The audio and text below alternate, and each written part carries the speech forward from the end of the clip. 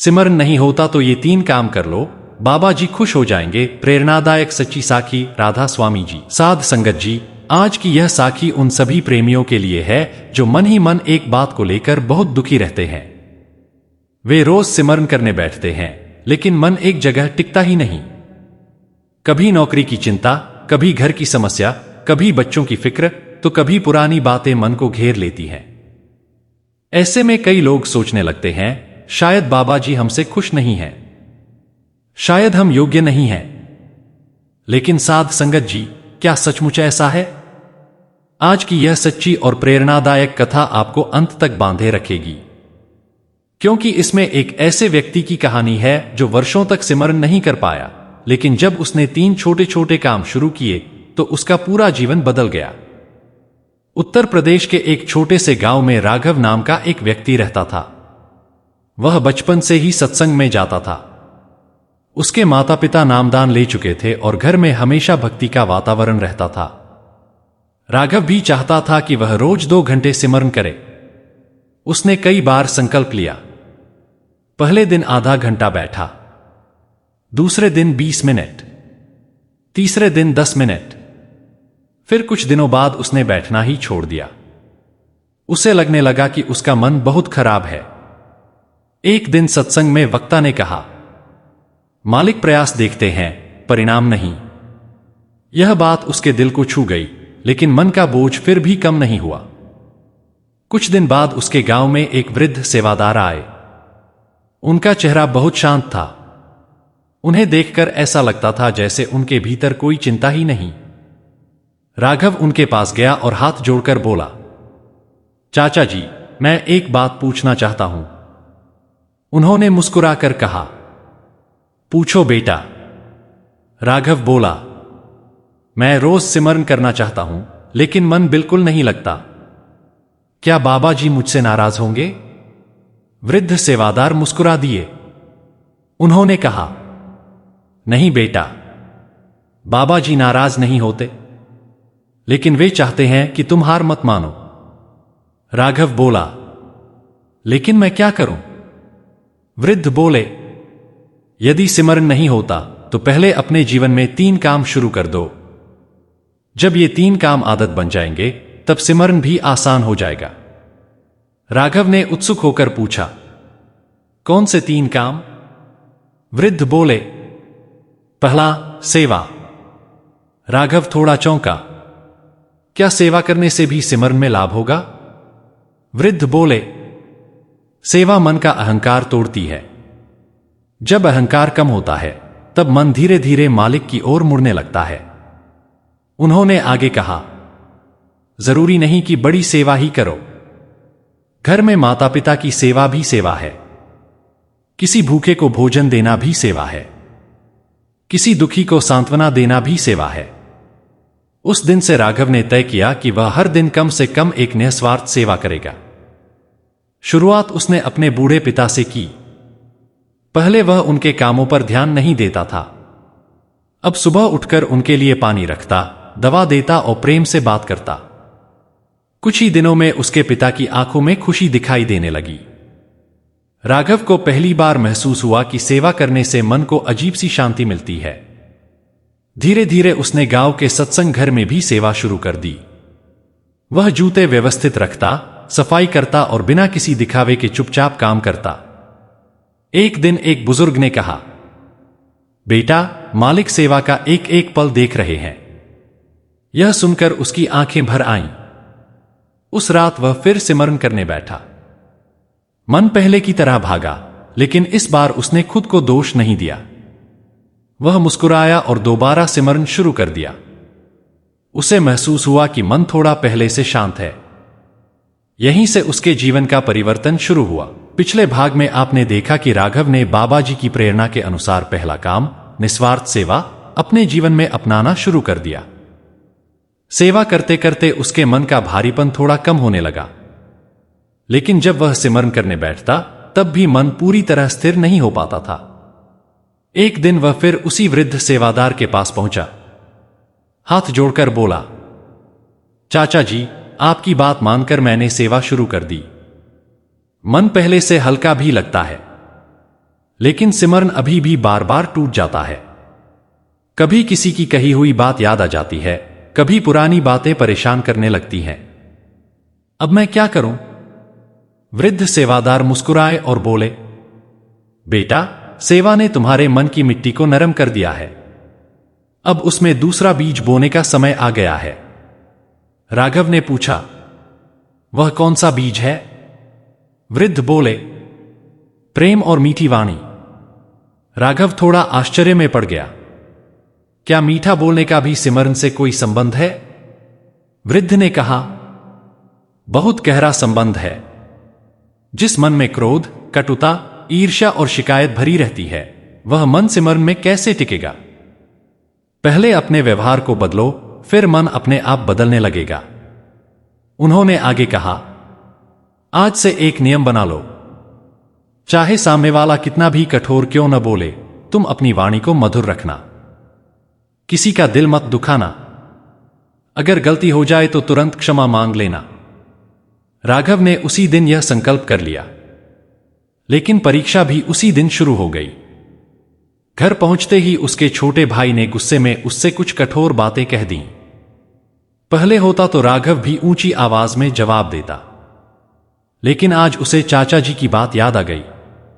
उसने शांत स्वर में कहा, अगर मेरी वजह से तुम्हें दुख पहुंचा है तो मुझे माफ कर दो। यह सुनकर उसका भाई भी शांत हो गया। राघव ने पहली बार महसूस किया कि एक मीठा शब्द बड़ी से बड़ी लड़ाई को रोक सकता है। धीरे धीरे उसने अपने व्यवहार में बदलाव लाना शुरू कर दिया। बाजार में दुकानदार से भी प्रेम से बात करता। कार्यालय में अपने साथ काम करने वालों का सम्मान करता। घर में मां के साथ बैठकर कुछ समय बातें करता। पिता के चरण दबाता। बच्चों के साथ मुस्कुराकर खेलता। अब लोग कहने लगे, राघव पहले जैसा नहीं रहा। उसके चेहरे पर एक अलग ही शांति दिखाई देती है। लेकिन साथ संगत जी, परिवर्तन का रास्ता कभी आसान नहीं होता। कुछ ही दिनों बाद राघव के जीवन में एक कठिन समय आया। जिस कंपनी में वह काम करता था, वहां कर्मचारियों की संख्या कम की जाने लगी। एक दिन उसे भी नौकरी छोड़ने के लिए कह दिया गया। घर लौटते समय उसके मन में अनेक विचार आने लगे। अब घर कैसे चलेगा? बच्चों की पढ़ाई का क्या होगा? इतनी सेवा और भक्ति करने का क्या लाभ हुआ? कुछ क्षणों के लिए उसका विश्वास डगमगा गया। उस रात वह बहुत देर तक सो नहीं पाया। सुबह होते ही वह फिर वृद्ध सेवादार के पास पहुंचा। आंखों में आंसू थे। बोला, चाचा जी, मैंने सेवा भी की, प्रेम से बोलना भी शुरू किया, फिर भी मेरे साथ ऐसा क्यों हुआ? वृद्ध ने उसका हाथ पकड़कर पास बैठाया और बोले, बेटा, भक्ति का अर्थ यह नहीं कि जीवन में कभी दुख नहीं आएगा। भक्ति का अर्थ है कि दुख आने पर भी विश्वास न टूटे। फिर उन्होंने धीरे से कहा, याद रखो, मालिक कभी अपने भक्त का बुरा नहीं करते। कई बार जो हमें नुकसान दिखाई देता है, वही आगे चलकर सबसे बड़ा लाभ बन जाता है। राघव चुपचाप उनकी बातें सुनता रहा। वृद्ध ने आगे कहा, अब तीसरा और सबसे महत्वपूर्ण काम सीखने का समय आ गया है। यही काम तुम्हारे मन को भीतर से बदल देगा। राघव ने उत्सुकता से पूछा, वह क्या है? वृद्ध मुस्कुराए और बोले, उसकी बात मैं तुम्हें कल बताऊंगा। पहले आज पूरे दिन एक भी शिकायत मत करना। जो भी मिले उसे मालिक की रजा समझकर स्वीकार करना। राघव ने सिर झुका दिया। उसे नहीं पता था कि अगले दिन उसे जो शिक्षा मिलने वाली है, वही उसके जीवन का सबसे बड़ा मोड़ बनने वाली थी। पिछले भाग में आपने देखा कि राघव की नौकरी चली गई। सेवा करने और सबसे प्रेम से बोलने के बाद भी जब जीवन में कठिनाई आई तो उसका मन डगमगा गया। लेकिन वृद्ध सेवादार ने उससे कहा था कि अगले दिन वे उसे तीसरा और सबसे महत्वपूर्ण मार्ग बताएंगे। अगली सुबह राघव समय से पहले ही उनके घर पहुंच गया। वृद्ध सेवादार आंगन में बैठे प्रभु का स्मरण कर रहे थे। राघव ने उनके चरण स्पर्श किए और चुपचाप बैठ गया। कुछ देर बाद वृद्ध ने उसकी ओर देखकर कहा, बेटा, आज मैं तुम्हें वह तीसरी बात बताऊंगा जिसे अपना लेने वाला व्यक्ति कभी भीतर से गरीब नहीं रहता। राघव ने विनम्रता से पूछा, चाचा जी, वह कौन सी बात है? वृद्ध मुस्कुराए और बोले, हर परिस्थिति में मालिक का शुक्राना करना सीखो। राघव ने हैरानी से पूछा, जब सब कुछ अच्छा हो तब तो शुक्राना करना आसान है, लेकिन जब दुख मिले, अपमान मिले, नौकरी चली जाए, तब शुक्राना कैसे करें? वृद्ध ने शांत स्वर में कहा, यही तो सच्ची परीक्षा है। जब मनुष्य सुख में मालिक को याद करता है तब वह सामान्य बात है, लेकिन जो दुख में भी कहे, मालिक जो तूने किया मेरी भलाई के लिए किया, वहीं से उसकी आध्यात्मिक यात्रा शुरू होती है। फिर उन्होंने एक उदाहरण दिया। जब एक छोटा बच्चा बीमार होता है तो मां उसे कड़वी दवा पिलाती है। बच्चा रोता है, नाराज होता है, लेकिन मां जानती है कि यही दवा उसे ठीक करेगी। उसी प्रकार कई बार मालिक हमारे जीवन में ऐसी परिस्थितियां लाते हैं जो उस समय कड़वी लगती हैं, लेकिन आगे चलकर वही हमारे लिए सबसे बड़ी कृपा सिद्ध होती हैं। राघव की आंखें नम हो गईं। उसने उसी क्षण मन ही मन संकल्प लिया कि आज से वह शिकायत नहीं करेगा। उस रात उसने अपनी डायरी निकाली और पहली बार लिखा, हे मालिक, आज मेरी नौकरी नहीं है, फिर भी आपका धन्यवाद। आपने मुझे स्वस्थ शरीर दिया, परिवार दिया, सत्संग दिया और आपका नाम दिया। मैं आपका शुक्रगुजार हूं। यह लिखते समय उसके आंसू कागज पर गिर रहे थे, लेकिन उन आंसुओं में शिकायत नहीं थी, समर्पण था। दिन बीतते गए। राघव सुबह सेवा करता, दिन भर जहां भी अवसर मिलता प्रेम से व्यवहार करता और रात को 5 बातें लिखकर मालिक का शुक्राना करता। धीरे धीरे उसका चेहरा बदलने लगा। जिस व्यक्ति के चेहरे पर पहले चिंता रहती थी, वहां अब संतोष दिखाई देने लगा। एक दिन गांव के एक बुजुर्ग व्यापारी ने उसे बुलाया। उन्होंने कहा, राघव, मैं कई दिनों से तुम्हें देख रहा हूं। नौकरी जाने के बाद भी तुम्हारे चेहरे पर गुस्सा नहीं, बल्कि शांति है। मुझे अपने काम के लिए एक ईमानदार आदमी चाहिए। क्या तुम मेरे साथ काम करोगे? राघव ने इसे मालिक की दया समझा और काम स्वीकार कर लिया। कुछ ही महीनों में वह अपनी मेहनत और ईमानदारी से सबका विश्वास जीत गया। एक दिन वही वृद्ध सेवादार उससे मिलने आए। उन्होंने मुस्कुराकर पूछा, बेटा, अब सिमरन कैसा होता है? राघव की आंखें भर आईं। उसने कहा, चाचा जी, पहले मैं सिमरन करने बैठता था और मन से लड़ता रहता था।